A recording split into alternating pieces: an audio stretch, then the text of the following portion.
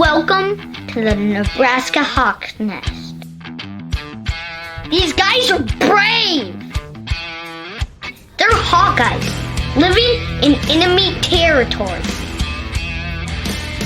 Listen, these guys are way past their prime, but they're still Hawkeyes. They're spreading the Hawkeye hype to all of Nebraska. The frost advisory is canceled. Corn Huskers, more like corn shufflers. Are you ready for this podcast? Let's go Hawks!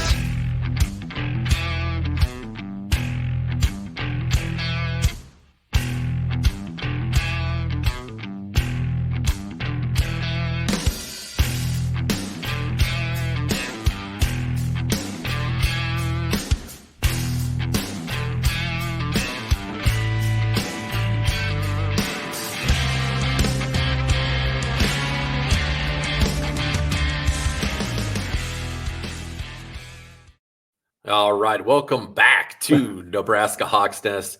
Give us a like and subscribe to get all of our latest updates on Iowa Hawkeye legend interviews, updates, everything that we have going on across all of our forms of social media. Today, we are lucky enough to be joined by Iowa Hawkeye football great Marvin McNutt. How's it going, man? What's going on? What's going on? I see you got those jerseys hanging up back there. Those are pretty sweet. Are those your actual game worns that you had? Yeah, those are game worns. So there's Carolina and Philadelphia game worns. I gave away a few of my other ones, but yeah, those are the ones I knew I had to keep. You got to frame those up, man. Got to keep them. Oh, I will. That's my next step. This whole room is about to get redone as my little man cave room. So I had to get all my materials together. I'm going to give you a tip. Okay, don't do the professional framing because it's like a ripoff. I did it. It's like $1,000. Oh, it could be up to like $1,000 to $1,500. I went to Hobby Lobby and got a jersey frame and put the pins in. It looks just about as good, and it was $40. Yeah, see, that's what I'm going to do. Hobby Lobby sounds like a plan. They're just as good. So don't let those places rip you off. And they take like 3 months to get it done. It's insane. So I wouldn't recommend it, but they're looking sweet, dude. I love those. That's awesome. Yeah, man. Thanks for sharing. The black one actually got on the back of it. It has all my receivers from that year signed on it.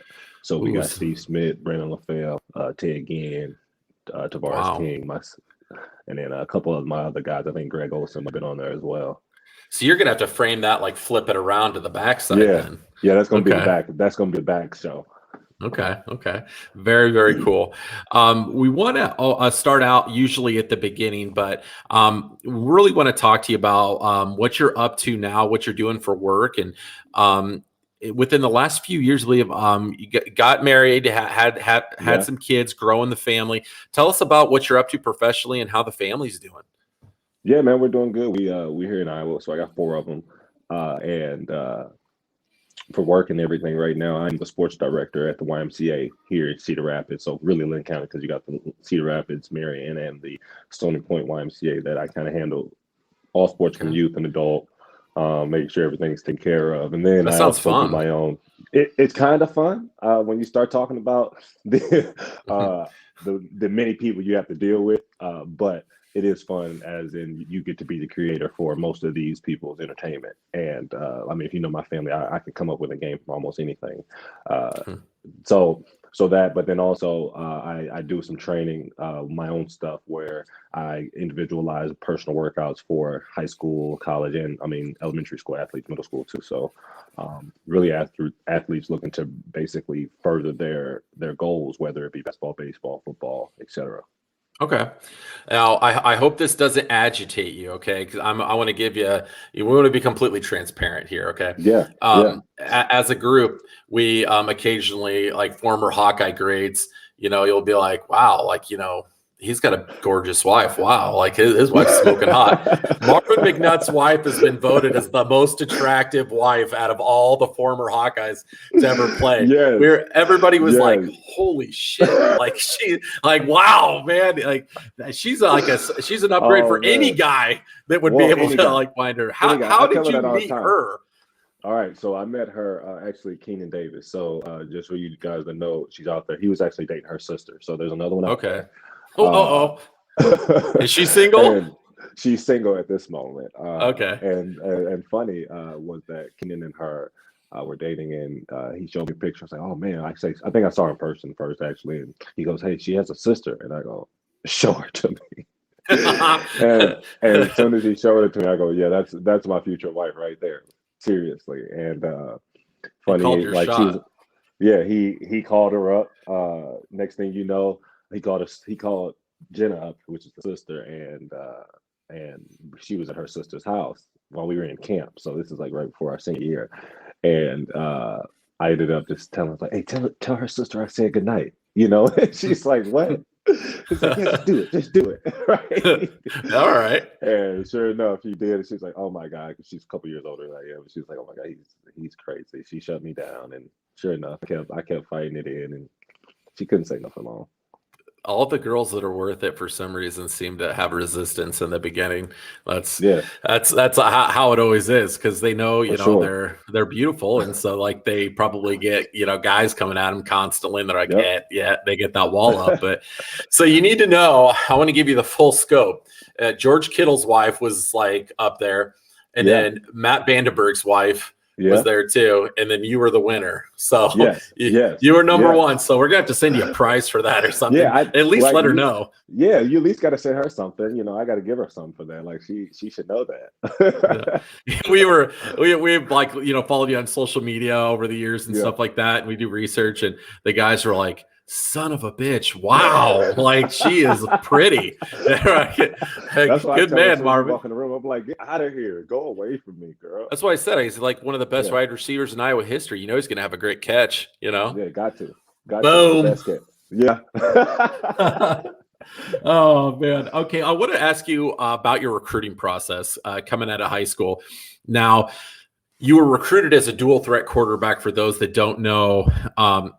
And then when you got to Iowa, there was a change that was made. Walk us through your recruitment. When you were coming out, did you have full plans to play quarterback in college, or did you have an idea that transition was going to happen at some point? And tell us about some of the schools that were really after you. Like, who were you really considering other than the Hawkeyes?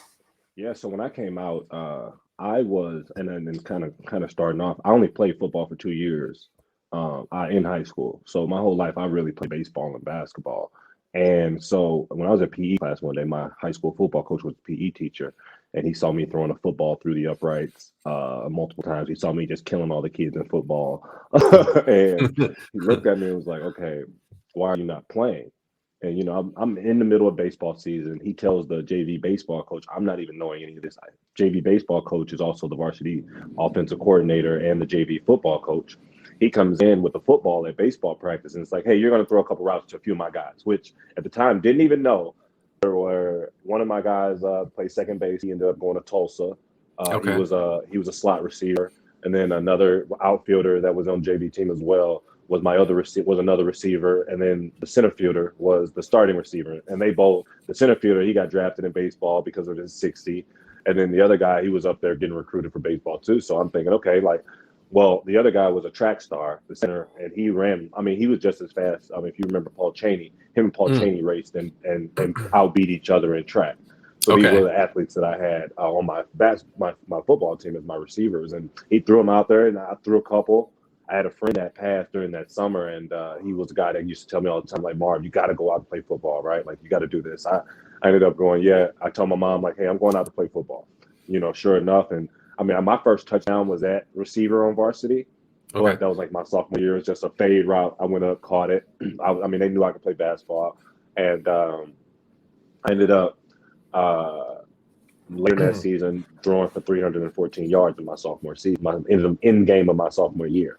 Well, we come back the next year, and quarterback battle. The guy beat me out. He was a pretty good quarterback. And I mean, and again, I wasn't focusing on football. I was playing baseball all summer. So I mean, basketball. So I was like, whatever. Mm-hmm. We get through halfway season, and coach came to me at lunch and goes, "Hey, you're my starter." So I started. After that, I just became the varsity quarterback coach. We went to state. We beat Jeremy Macklin. a couple of his team and a couple guys, and we ended up losing Wow. state. But I broke the state record for passing yards in the game. Well, the other quarterback also broke the state record that game. He had for 400 yards in the game as well. Yeah, so I got started getting recruited, and really heavily. Indiana came strong first. Iowa, Mizzou came around. He took me to a camp, and Coach Yost at the time saw me throwing through the uprights. Coach Matt Canada was the guy who recruited me at Indiana.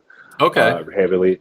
And then, it was Vanderbilt. I had Michigan, Michigan State, Nebraska, Wisconsin, and Louisville. And of those, the strongest, I would say, you have Wisconsin, Nebraska, Mizzou, and Louisville were all pretty strong. Michigan State were very, hey, you come to our camp, we'll probably offer you.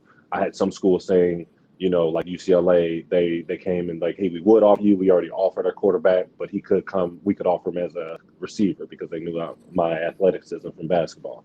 Okay.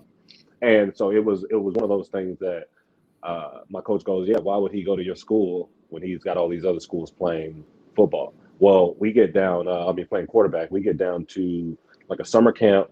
I came down to Iowa. I had already kind of started liking it. Coach Johnson recruited me, and Adrian Claiborne had just signed the year before. And so he was kind of the big recruit of St. Louis during that time to go to Iowa. So I started kind of paying attention. What is this Iowa? So I started looking, saw Brad Banks, saw kind of what Iowa was built for. At the time, they were like 7-0 during my this season right before I signed, and something happened. I think I signed actually, and we went to the Razzle Dazzle camp, and Tyler Sash and me were on the same Razzle Dazzle team, which our Iowa team, for this game called Razzle Dazzle. It was like team handball, but with the football. And so we're running around just killing the whole Iowa everything. All the kids that are playing, me and him just launching into each other. And so they're like, yeah, we're offering you. So they offered me, they offered Sash. And then I met Brian Balaga, I think, on an unofficial visit. So I come up and I'm watching the guys practice. Brian Balaga is not standing here. He had already committed to Iowa. And Coach Johnson brings me over and he's like, hey, why don't you meet him? He's like, this is Brian Balaga. He'll be your starting left tackle. So I looked at him kind of like, geez, I've never had a left tackle like this. And that was it. After that, I said, yeah, I'm going. So I think I went to a couple more AU basketball tournaments. And at the time, I was getting recruited kind of heavily from all three. And I said, the biggest ones coming from from football, Iowa feels like the right spot. I kind of used my gut, and thought about that for the most part. And I felt like, they were straight up. I could lean that Coach Ferentz would be there for a good amount of time. Coach Ferentz came and he sat with my family and had dinner with us and came down and ate at our house. So it was like, he was the only coach to really do that. Actually, Illinois was really tight too. Coach Ron Zook was supposed to come to one of my district baseball games during that year. And then he ended up not coming. So that kind of pushed them aside. And then Mizzou, they came up, and I remember Coach Pinkel. Yeah, Gary Pinkel. He ended up coming, and I remember I was at the time, again, I knew I was the number 1 rated or 2 rated quarterback in the state. So I went down to Mizzou, and I think they already had Blaine Gabbert starting, or the other Blaine, one of the two, because I know there was a couple that passed each other. And yeah, he had a brother, I think. Yeah. And he came to my table, and he had just went to a linebacker's table that he was stoked for, right? And oh, hey, blah, blah, blah. He must have talked to this kid, and I felt like he came to my table like, hey, Marvin, and boom, and kind of walked away. And I kind of took that as, all right, yep, don't need to be here. You're done. Yeah. All right. So yeah, that's how it came to be that Iowa was the spot. All right. Well, we kind of briefly before we came on talked about some, the alternate uniform thing. And now that we're talking about recruiting, I really want to know from an instructional coaching standpoint, recruitment standpoint, especially, how important do you feel that, keeping the uniforms fresh, throwing in an alternate here and there, 2-3 times a year, maybe even once a year, how big of effect do you feel like that has on recruits? It's huge because nowadays everybody knows that the world of today a lot of times is about visualization, things that you see visually. And not to say that you can't stick with your same mold, because the Alabamas of the world, the Penn States of the world, us, Iowa, we do have that mode of, hey, we're not changing our uniforms too much. You won't come here and be in Oregon, so we won't be in a different uniform every year. So it does have it depending on what type of athlete you want. I think also, but if you do have the alternates, if you do have things, and I remember when, like, we are sponsored by Nike, right? So those are things that do pay a big toll, because when you're in high school, you don't get, most kids aren't used to always being sponsored by somebody, having an opportunity to go and everybody look the same with everything. And so it plays a huge role in it, I think, especially with recruiting, to be able to hit some guys that may not really care all as much about the academic side, but might be more like, okay, well, we're going to look good on play football, look good, play good, like Dion type, and sometimes and that's where I say with Iowa, what we have done is they've at least advanced in the type of jerseys they at least put on these kids, where it looks the part, like I mean, sometimes we have our jerseys on our pads, like, man, why doesn't mine look like the guy from this school, but at the same time, now I feel like that mode is changing, and they've at least tightened up the gear, and they're doing alternates, which I think Coach Ferentz sees that brings a different energy to your team when you have something different you can put on. Yeah. What, out of all the alternates that we've worn, which one's your favorite? Ooh, first off, I need that all black one and that all gold one. Yeah. Those two are my faves. I got to wear the Ball State one. When we played against Ball State, which I like those jerseys too. But yeah, man, Coach, to me, man, I'm a fan of creativity. So every time I see something new, like I'm the guy that was on NCAA as a kid, always creating the jersey. It's like, okay, who needs a new jersey? I got a new team that needs a new jersey, new colors, and so that's the fun stuff that I like. And so I used to be mad when they didn't let me create our own Iowa jerseys. That I was always that creative side too. I had a notebook like this thick in school that I would just, like, all Division I uniforms and helmets. I would make them. I remember my English teacher would come by and be like, "If you put this much effort into your schoolwork as you did creating uniforms for teams," and I'm like, well, like, coming out of school, I was like, I really wanted to, like, my goals, like, I wanted to get a job at Nike or Adidas and design uniforms. And then I started doing some research, and it's like the guys that get these jobs to do this, a lot of them like have degrees from like MIT, Harvard, and different places like that. And I'm like rolling into a Division II Wayne State, and I'm like, I might not make the cut on that. So kind of changed my aspirations a little bit. But I was able to get a game worn gold one, the all golds. I got one of those. And they released some of the ones they called the black woodshed jerseys when we kicked the crap out of Ohio State. There were a few of those released, but they released those as like a whole uniform set, and those were like $2,500. Well, and see, here's the deal. It's like Iowa's missing out on a huge money market, and I tried to talk to them about this last year on, hey, put me on your staff somehow. I'll figure out what to do. But I have a community relation I did, which we're gonna make sure we record this so everybody knows that if they do this, they owe me some money, because I was the one that told them this. All right, we'll trademark that. I think that if you think about it, first off, any college could do this, but especially we talk Iowa, older players like myself, anybody really, if they put out old jerseys, well, the new jerseys with old people's names on them, and then allow the old players to get royalties from those, especially since we didn't have the opportunity to get paid like these college athletes might have an opportunity soon.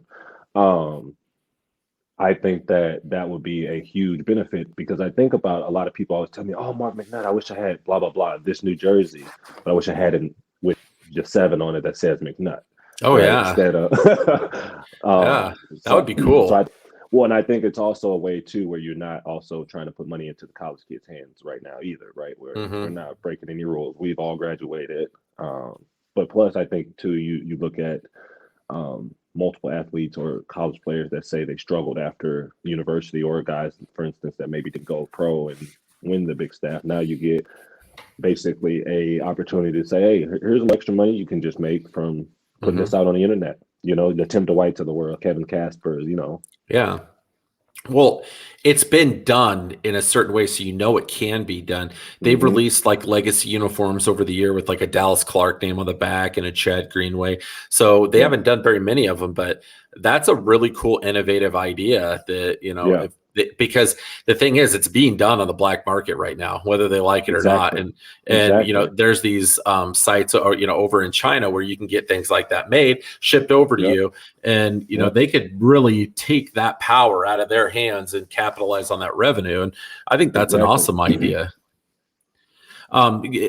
Expand a little bit more about you talking about joining Iowa staff. I've heard that there is some strong mutual interest on your side and their side about potentially becoming a part of that staff.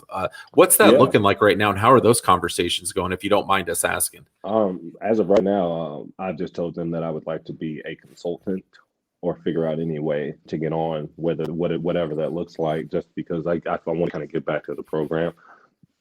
A lot of times too, a lot of the receivers reach out to me anyway. I mean, I'm the guy with the name on the wall right now.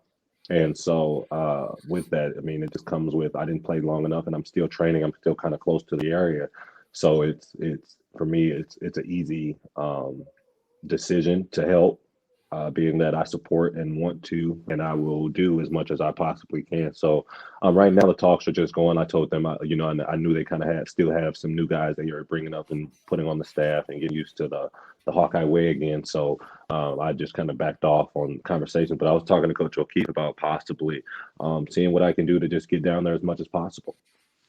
Well, I think all the fans would love to see that, and for you to see you on the sidelines, and just for selfish purposes, for us to be able to see Marvin McNutt back on the Hawkeye sidelines would be freaking awesome. We would love that. We always love to see Hawkeye greats come back, like to see Broderick Benz back on the sidelines and things like that. That's super cool. Like, we'd love that. And with your knowledge base and everything you've been through, and you're such a strong communicator, and obviously you have a lot of really cool, innovative, forward-thinking ideas.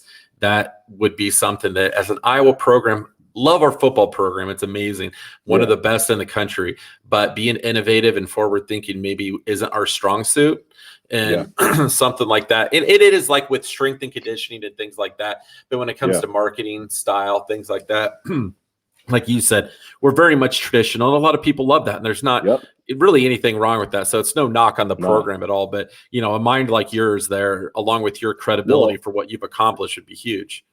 Exactly. And I look at it and try to look at the positives and the attractiveness that, again, social media has brought. I think that our Iowa players have benefited over the last, since really kind of my time, over how social media has really advanced, especially the Instagram. And I would really kind of give kudos to their photographer, Max. He's done a great job over the last however many years of making sure that their program has looked the part on social media.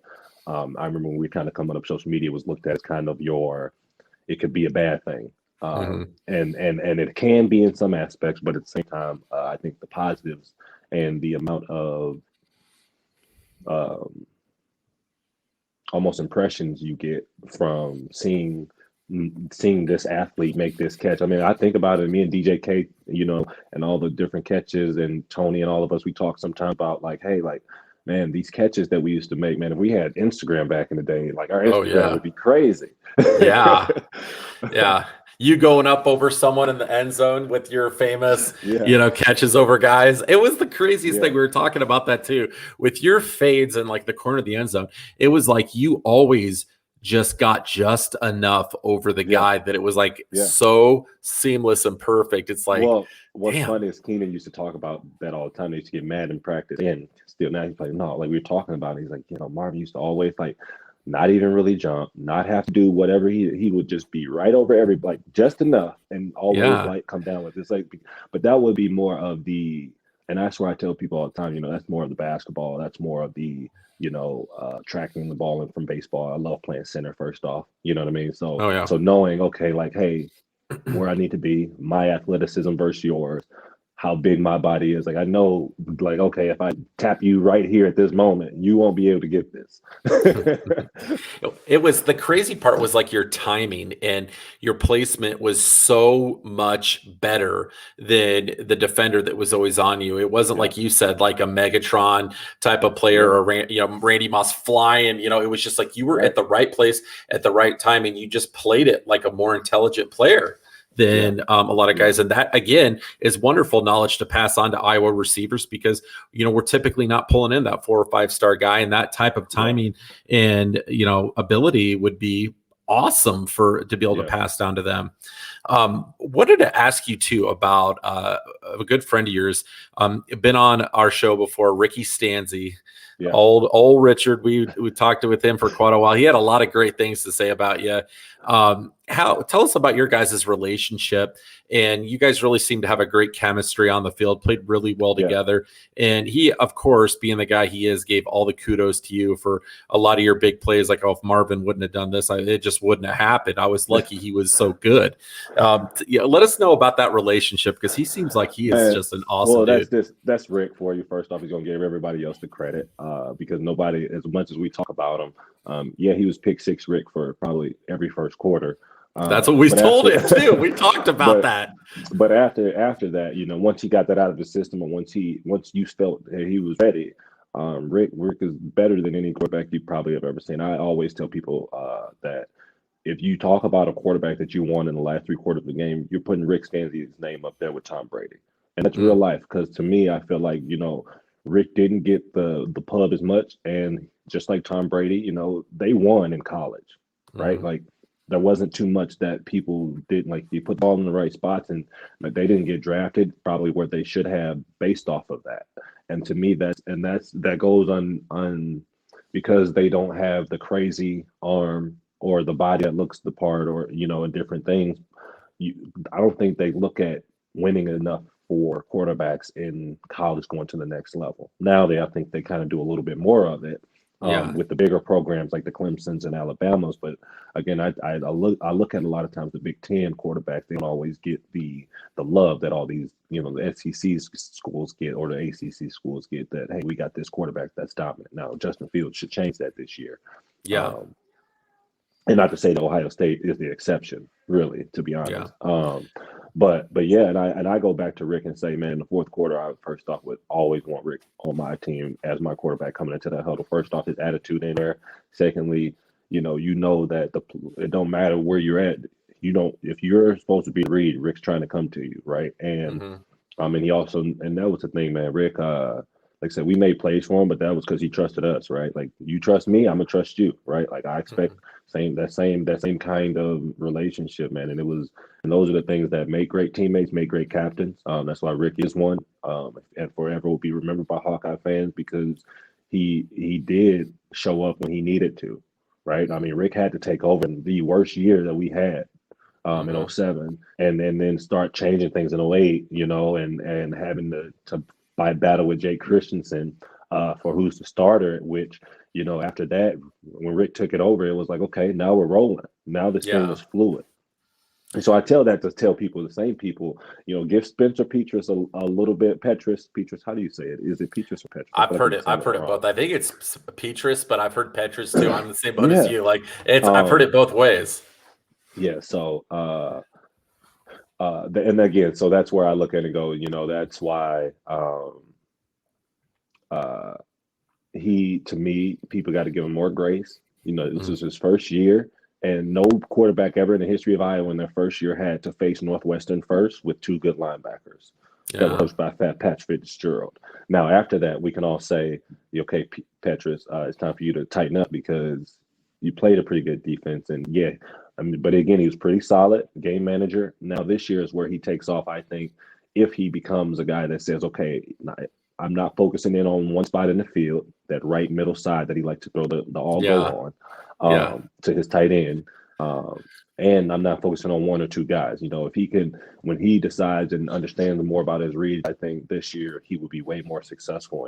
And I think you have a year where he's under control a lot more. I mean, and another thing that people don't really talk about is when you have a veteran receiver squad, that can be a little bit of a scared mindset to have when you're playing quarterback, because you don't want to mess up when you throw it to those guys, Well, they already got their routines down and their flow of the game, and to come in your first year without spring ball and without those reps and try to get on the same page with those guys, it was, we've talked about this at length, which I just don't understand at all. The first 2 games of the season, while we were throwing the ball that many times a game with a first-year starter that didn't get spring practice.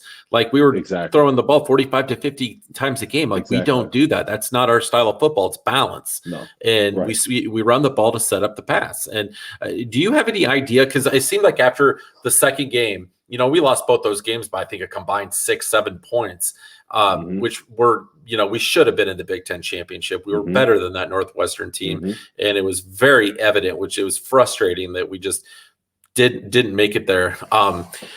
What are your thoughts on why we struggled so much those first 2 games and why we changed up the script so much? I think, man, I think part of it is that the coaches, and again, when you get into game plans and you feel like something might not be working or it is working, you start, and it almost seems like, when you're playing Madden and you're like, okay, this wasn't working, it's not working. I'm just running all game now. Yeah, I can't do anything else. And it seemed like they were frustrated with how they were getting done. But to me, it was almost uncharacteristic because they knew they had receivers. They wanted to try to showcase them, but instead it backfired because we couldn't get the ball out. It wasn't looking crisp.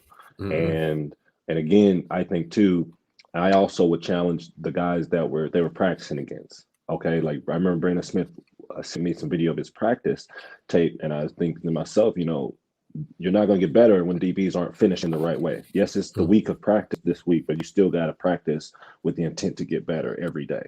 And so not to say that the looks were different, but the looks were different in the games than they saw. And so I think too that again, I think a lot of it really comes down to trying to get their quarterback comfortable. And again, Iowa, I think, and the one thing that I would say that I want Coach Ferentz to always improve on is understanding where his best matchups are.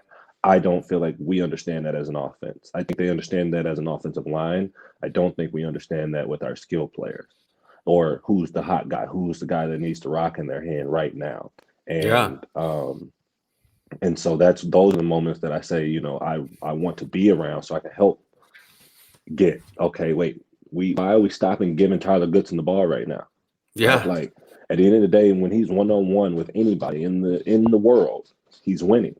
Yeah. Right. So for me, it's simple adjustments. It's okay. Let's get him to a side by himself and let's create an open lane. And those are the things that I think sometimes that's where that basketball mindset for me comes in. It's like, hey, who's hot and who's going? You don't take the ball out of Kobe's hand when he scored 12 straight.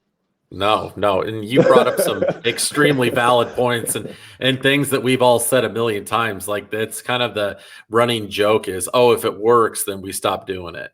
And that's what I'm like, oh, good grief. Because again, like, you get Tyler Goodson out in space and get him, isolated out one-on-one, like you said, not a lot of guys are going to stop him. Like, the guy's got some speed and agility and just that the football knack just to know what to do when, he gets in those situations with probably the sickest spin move I've ever seen in our life. We told his mom we had her on, and it's a crazy spin move.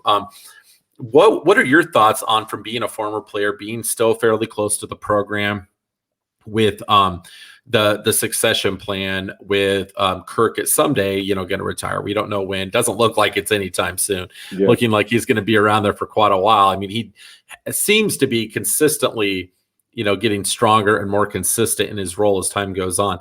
But at the end of the day, do you feel like this is going to be a situation where Kirk sticks around for a really long time, like maybe almost like a Joe Paterno, Bobby Bowden type of situation? I would hope so. Just being that I am one of his former players, and it's already been such an honor to be able to speak on the fact that you can say my coach has been there for 20 years. I was one of his captains on that as well. So it's like, yes, you, and then just from the fact too, you know how much he loves the game and how much he loves Hawkeyes. But to that point, I also know he's married, and Mary isn't going for that forever. So, so I don't know. As much as she loves the game too, I think they will always be around it and try to be around the Hawkeye University. I don't know how long he will say he wants to do this, just because again, he is getting stronger. I think this past year put a lot more, I would say, age on him. I don't know if it has or not. I would just say it Yeah. was a tough year. So, I mean, anytime you're going through those types of seasons, I mean, that's tough. But I think that he rose to the challenge, and he hasn't backed down from the challenge that his players and former players like myself have issued to the Hawkeye program. Yeah. And so with that, it's like, now that he's there, it's almost like, you kind of got to do this thing to ride out, coach. Like, I mean, you've been consistent. And then for me too, I am not satisfied because I feel like, and again, this is his legacy, not mine. So again, for me as a former player, it's like, no, we got to get you your national championship, dude. Like, Oh yeah. you can't leave this thing without doing that. And at least that's what I feel. Thank you for saying that. And that's Thank where you. I'm like, you have to give that. I think the University of Iowa, man, we work hard, man. We do things the right way a lot of times, as much as as far as like how to work. And I think that when I look at the amount of players that we're putting in the NFL at certain positions, the talent that we have normally coming back, the amount of recruits that we get, and the way they know how to build players and get them NFL ready, I don't understand why we aren't in that conversation as a top 10 program every year. To me, that just means we're missing somewhere, and I know where we're missing. Our skilled players don't get the ball enough on offense the way they should. Mm-hmm. And that me is the biggest key to why we have been stagnant from over the years. It seems like, okay, like the North Fant TJ Hawkinson year, Mm-hmm. right? It's like, how is he not in the game in certain moments? We wondered the right? same thing. Why are they not in the game together in certain moments, or different times where you're like, okay, like last year, I watched the kid from Alabama move so much as an offensive weapon, as a receiver, Mm-hmm. where and that same token, Amir Smith-Marset is just as talented, especially when it comes to motions, reverses, getting quick passes, going to different things. Now and then I look at Brandon Smith, and it's just again, this is where I say learning where to give your guys the ball and how to get them to it is the piece that we have to do better at as the Iowa program. It has to be, okay, how do we understand? We're not giving Shaq all at the 3-point line. Yeah. Right? No, I'm giving the ball down in the post. Same thing with Brandon Smith. I don't need him to go on and around. I need him to go down to and run a fade, jump over everybody's head. Right? We need to get you in there yesterday. I mean, seriously, like I get out of my head. Like, this is all stuff that we've been saying, like, please get in there, Marvin. And please don't do one of those things where when guys running for president, and he's like, I'm going to do this, I'm going to make all these changes. Yep. And then they get in there and it's like, you don't hear from them again. Like, get in there and do this stuff, man. This is exactly what we want. And I think that's where I would say I think they know how I am, and maybe that might be part of the reason why they might not want to, because people don't understand that Marvin was a bit of an asshole in college. Hey, so was I. When it comes down, especially to winning, right? Like, coaches couldn't just tell me things and I'm just going to do it. No, why are we doing this? What needs to happen? Marv, chill. No, I need to understand this. Yeah. Right. Like, what are we doing this for? Because at the end of the day, if it's not working, why are we doing it? Because you have a brain and you want to know. Yeah. I mean, and I wasn't the type, and I wasn't the type to not say what I felt or what I thought was what needed to happen for us to win, especially because that's just not how winning teams operate. Well, I hope this happens. So I'm going to continue we're going to be watching this and making sure. And thank you so much. I felt like you brought up such a valid point. It needs to be okay for us to want and expect a national championship in Iowa for football. Yeah. And I don't feel like the fans are like that. Most fans are like, 8 or 9 wins, 10 wins. 10 wins is great. Like 10 wins is I was irritated at my Orange Bowl season. I don't like Northwestern to this day because they ruined my national championship hopes. Yeah. That's I agree. And that was extremely frustrating because that was a national championship team right there that could have won it all. But that's the frustrating part as an Iowa fan is that Nebraska fans give us crap for this all the time. It's like 8-5 at Iowa, you could stay there forever, and it's like you're probably right. That's frustrating. You are. It is frustrating, and that is one thing as a player that was frustrating for me because I don't think it's even spoken enough in the locker room. That was something that we spoke as a receiver room, but it wasn't something I felt like that we as a team adapted enough of.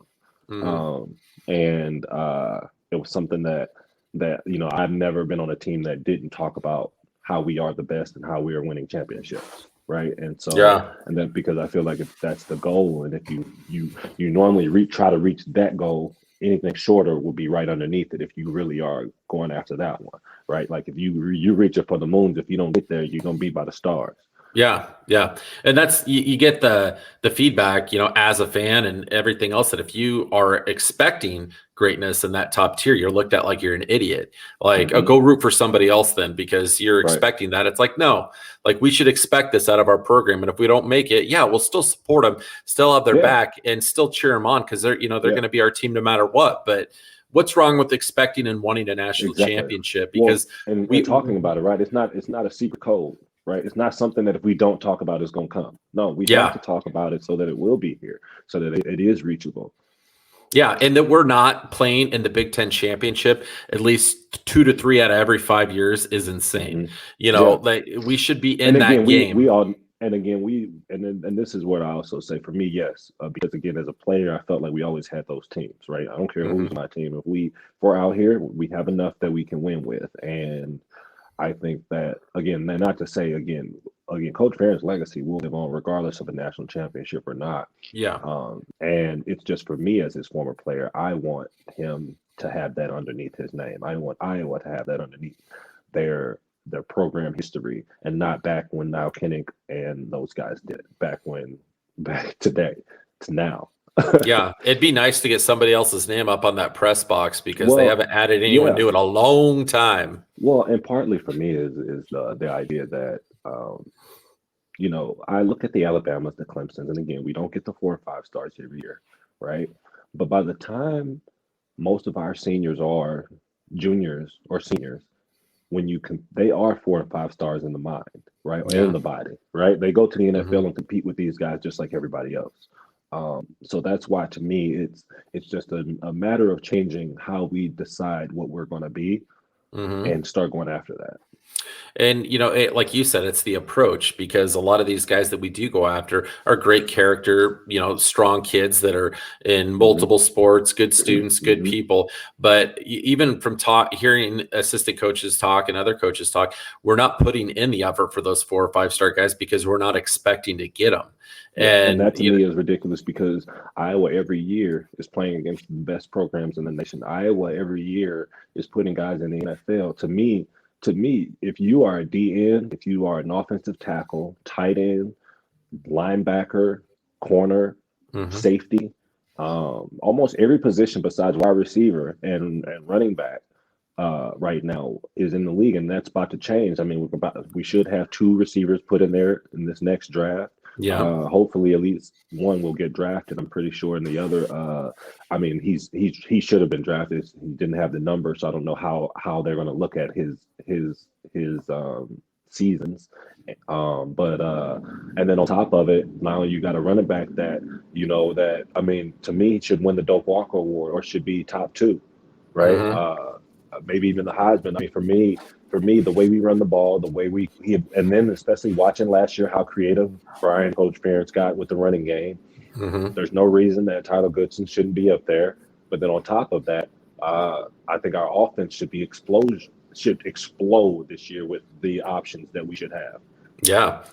It's great that we send that many guys to the NFL, and we talk about the NFL factory all the time. And that's a great thing to hang your hat on and a big source of pride.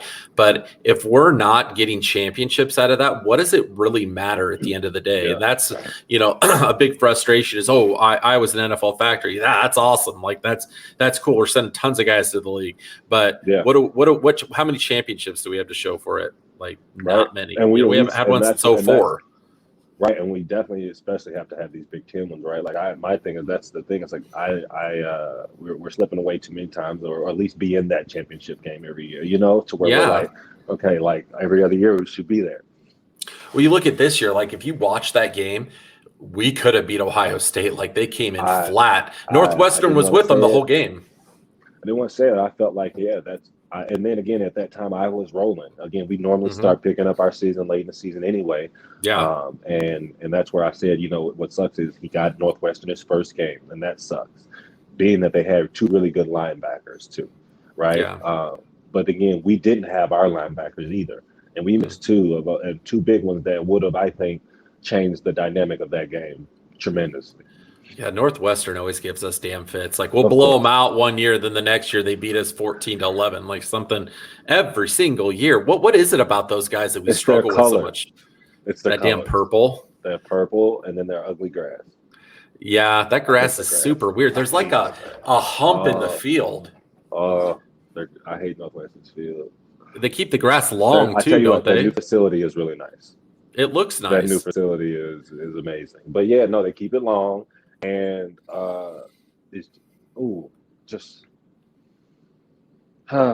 it's a sleepy stadium. I've been there for games. Well, like I take a nap in there. I don't know if you remember. I think it was Rick Stanzi's senior year. I was there. I was there. Here's the other thing. Coach Ferentz didn't want to pass me the ball. I don't know what happened that all of a sudden I got to scream and yell at everybody until the fourth quarter to finally get the rock. But yeah. I used to just dominate them all game. That's why me and Keenan said my senior year, like, dude, I was like, listen, there's no way we're losing Northwestern. I'm just giving you that right now.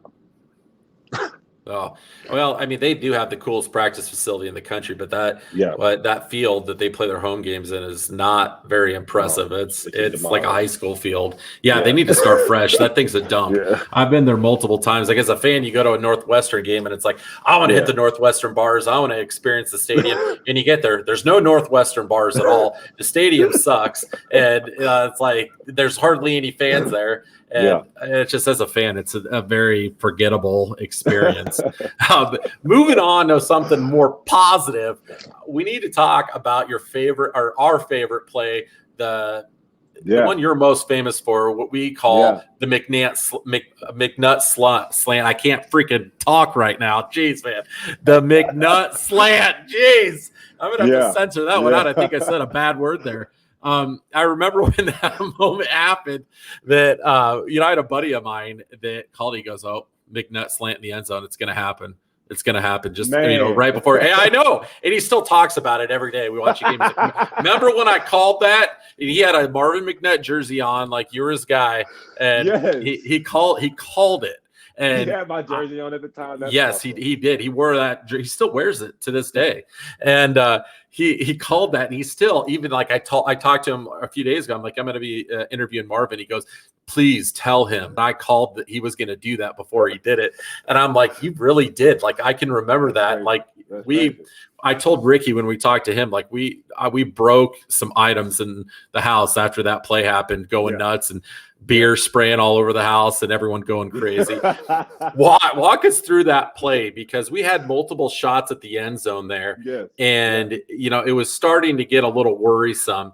And Ricky knew, he said, he goes, I know that if we run this slant with Marvin, he's going to get open. Like they can't defend him. And he was there, and Marvin made it happen. Walk us through that play. Yeah, man. Well, before it, we had 2 plays ahead of that I was down in the same spot that I tried to run a fade on, right? And the guy, I think it was Rucker, because he was there, kind of big name, one of the big name DBs, strong arms, long, right? And I mean, I ran a fade thinking, Rick, throw me the ball. And he didn't throw it. We didn't. So I was irritated with him. I'm like, come on. Like, I'm about to catch this fade. Like, touchdown, game over, right? Well, I ran it again, ran a fade, boom. He didn't get it. We call a timeout, and we're in timeout. I mean, Tony's talking, Trey, DJ, me, Rick, Coach O'Keefe, we're all in there. Yeah, what do you guys want to do? Like, let's try this. No, we should do this. Blah, blah. Like, we're all talking to Soup, and I just go, hey, man, I think I can win on the slant. And all of a sudden, it was like everybody heard me, or Coach O'Keefe did at least. And he goes, what you say, Marv? And I kind of go, hey, I think I can win on the slant. I said, Duke been playing me outside twice, and I think I can beat him on the slant. And then Rick and him kind of went over and talked for a minute, and I heard them come back and say, all right, this is what we're going to do. Tony, you're going to come up, right? You're going to step off. We're going to keep Marvin over here by himself. They're going to bring the house on this, right? So they're going to bring the zero blitz. And I hear him saying to Rick, be ready, because they're bringing the house. And so, of course, he said, we're going to bring everybody over. He said, everybody on this side, just run away. We're throwing a slant, right? And so sure enough, like Rick calls the motion. Tony goes. I step up. We're looking in at it. And I'm thinking to myself, all right, dude, we ran. So in practice, we used to run. And this is where, practice and preparation really, really helps, right? Rick and I, we used to connect on a one-step slant every day in practice, third down period versus our defense, just at least once a day, because it was always they would bring everybody, and I knew I had to cut in for our hot route play and get the ball, and it would just be catch and automatic hit every time. And sure enough, exact same thing. Boom, we ran it, step. I'm running, and as I'm running, this play couldn't have happened any slower in my mind. Okay. It was like slow and fast at the same time. Like I'm running, but in the mind, I'm just thinking like, okay, keep running, keep running. Ball came, and I like blinked, I think. So I didn't really see it. It hit my hand. I just know it was coming. Yeah. And I blinked, felt it, caught it, and I just was thinking, okay, I got it. I don't know if I'm in the end zone. Oh. Right? So I'm just going down to the ground, and all of a sudden I look up. I see the referee go like this. I see Trey going crazy, and the next thing you know, Ralph, I see running directly at me on the ground, and he just comes and just dives on top of me. Then I see Kyle, Julie, and everybody, and I didn't see anything else after that. And then at the bottom of the pile, I just start kicking because literally, I think they might have cracked my ribs for my life. Oh, man, I'm sending you the bill for my broken $25 Kmart China hutch from that living room that we broke after you made that play. That was amazing. Yeah. Oh, that it was. I've been told people broken windows. I've also was told that I was responsible for this man getting lucky with his wife night on his birthday and creating their daughter. So, right. Her middle name better be Marvin then. Something cool like that. right? Or McNutt. Right? So, yeah. Something like that. Have her induced on the 7th. Something like that. Just to commemorate, man. Yeah. Oh, that's fantastic. I know from the guys that you had on that team, you got some fun, interesting stories from either the locker room, practice field experiences that guys like me that or the fans that were looking outside in that we're not able to see that you could tell us about. What do you got for us, Marvin? First off, funny thing is like we used to get weighed in all the time, right? You come in from practice, after practice, especially in camp, because in camp you lose so much weight because of the heat that we would be practicing in. So Coach Bull will be on you, right? If you dropped 4 pounds in a practice, you better make sure you grab your 4 Gatorades to drink afterwards, and he'll make sure you drink your 4 Gatorades before your meal.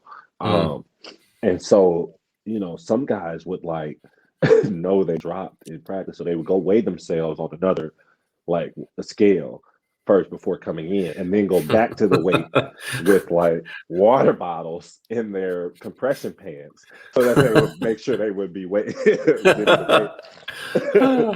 And so then another one is me and Keenan were really, really close, and my little brother, and to he's in my wedding, he introduced me to my wife, and so one day he comes in, and Keenan, I used to always have to tighten him up.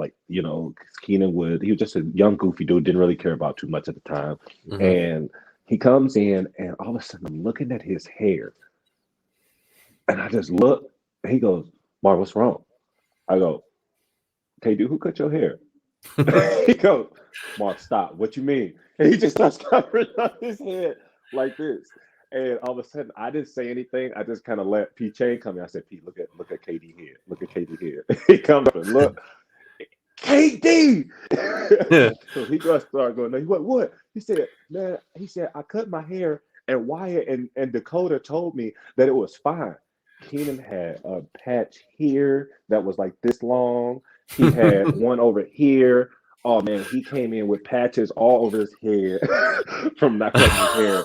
But he had to wait till after practice. So I think somebody called him we were just making up names for him all day at practice. Who he cut his own hair? Yeah, because a lot of times we cut our own hair. I cut my own hair a lot of times, right?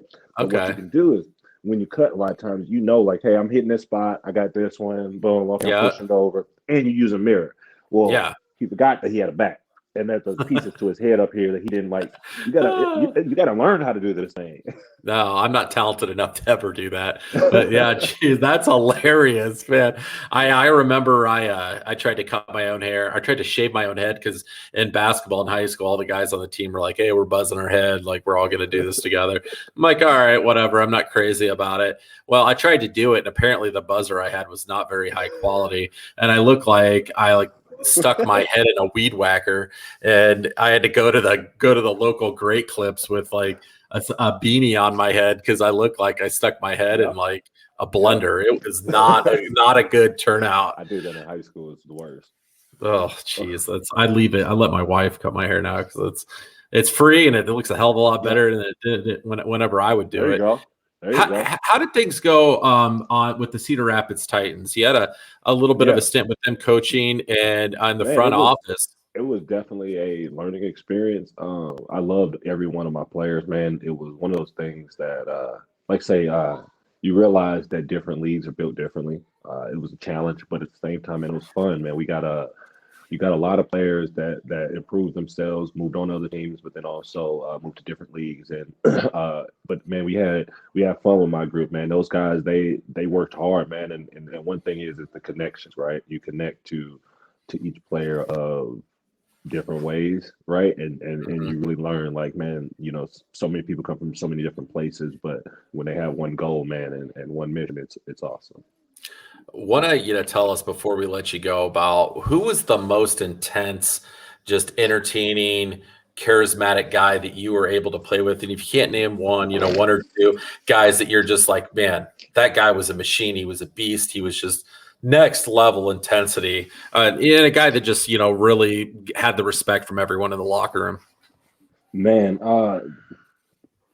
I play with so many of those characters. Some of them were D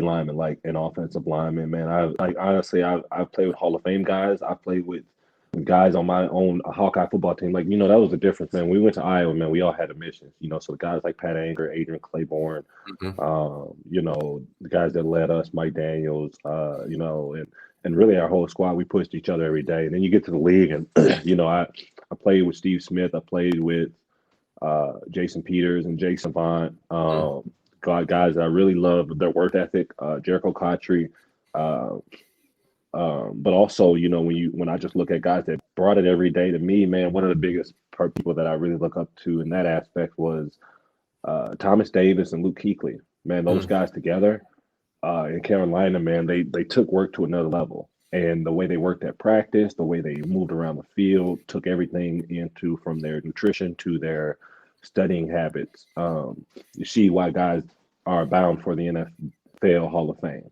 Yeah. I'd say definitely, like, one thing that we meet a lot of guys that played at Iowa over the time that, we've been lucky enough to talk to a lot of really great guys like yourself. And one of the guys we've been most impressed by, and to be honest, like all these Hawkeyes are just awesome dudes. And that's what makes it, you're so proud to be a Hawkeye fan, is when you get to meet these guys. They're just awesome people.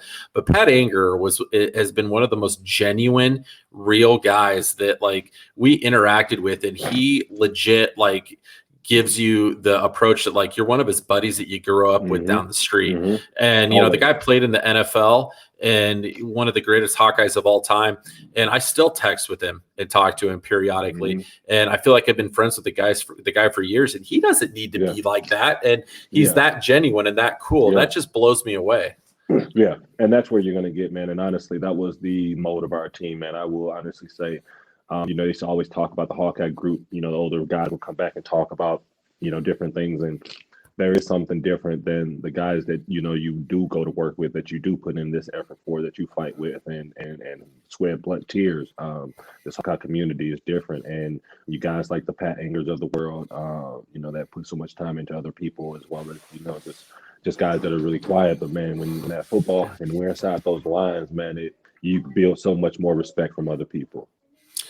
All right, Marvin, we know you got to get back to work, so we're not going to keep you any longer. But, Let's get that thing done with the Yeah. coaching staff, man. We're going to be rooting for you. Want to see you on there. Thank you for everything you've done as a Hawkeye, being such a great representative of Iowa athletics, Iowa football. And it's great seeing on social media how great you and your family are doing. Everyone seems to be thriving, doing extremely well. And make sure to tell your wife congratulations. Congratulations to you, most of all. Thank you. I appreciate that. All right. Yes, as you should. As you should. All right, Marvin. Have a great rest of the day, man. We always end it with a Go Hawks. Go Hawks. Get out of here. All right, Go Hawks, baby. Thanks, man. Have a good one.